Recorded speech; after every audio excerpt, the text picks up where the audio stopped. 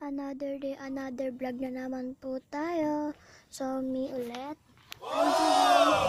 You're the princess. Ay, you're the princess. Joke lang. So, ngayon, maglilinis tayo ng salang napakakalat talaga. Tama niyo, baka namimiss. Namimiss din, kapatid ko yan eh. Feeling, pogi. Kahit di naman. Minsan kasi, mahilig yung man-trip. Ayun naman, kapatid ko, di ba, sipa-sipa. Tapos kanina, naayos ko lang yung kurtina. Tapos tinanggal, grabe naman.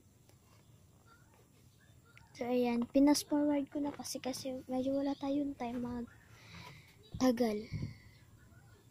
So, ayan, nakabuka ka pa doon. Inyong princess. So, simula ako mag-edit ng, vlog ng ganito. Nung, tawag doon, nanood ako kala Sabi, parang na-inspire ako kasi sila nakakatulong sila sa pamilya nila. Gusto ko din makatulong hanggat bata pa ako, hanggat pinag-aral pa lang ako. Gusto ko din makatulong. Sana nga matulungan ko sila. Katulad ng ginagawa nila Sabi. Ako naman gusto ko hanggat 12 years old, makatulong ako sa pamilya ko, makapagpagawa ko maayos na bahay. Tamang bahay namin. Gusto ko kasi maging magaan buhay ng pamilya ko dahil pagod sila sa akin. Lalo na't kakapa-enroll lang sa akin itong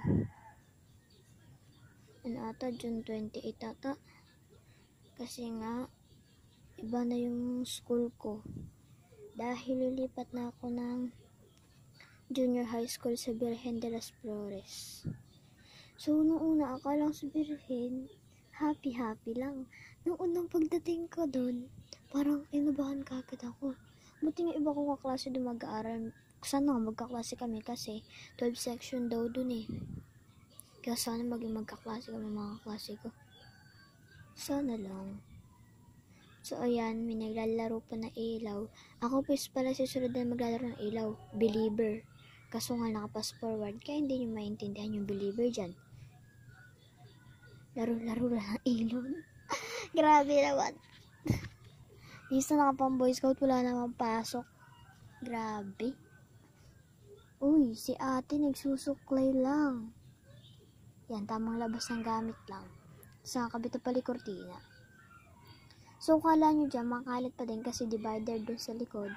Yung background kong divider is hindi pa naayos. So, harap pala maayos ko. Katulad yung pinagpapatungan ng cellphone, maayos na. Pero yung background na divider sa likod, makalat pa. So, may nag-philo fighting pa, no? Grabe yung ate na yan. Ate nila ako. Ate na pala nila ako. Ayan, tinuwad ng kapatid ko. Kapatid ko lalaki, kagaling. Namimisit. Parang nangingialam na gamit ni Papa. Gusto niya ata maging mekaniko eh. Paano ginagayon siguro si Papa? Si Papa kasi magaling gumawa eh. Marunong mag-welding, magsaka, mamasada, mag-construction, at kung ano-ano pa. Pero, kaya ako ginagawa tong vlog na to, sana sumikat ako, tapos may ma-earn akong pera. Tapos papagawa akong bahay para gumaan yung buhay ng pamilya ko kasi. Minsan na nila ako sabihan na sana habang bata ako makatulong ako sa kanila, pero pag-aaral daw muna unahin ko. Pero habang bata ako gusto ko na matulungan kasi naghihirapan dahil sa akin, lalo nung ganitong junior high school na madami ng gasto. Dati sundo pa, paano siya makakapag-anak? Kaya gusto ko mag-vlog kasi gusto ko matulungan pamilya ko.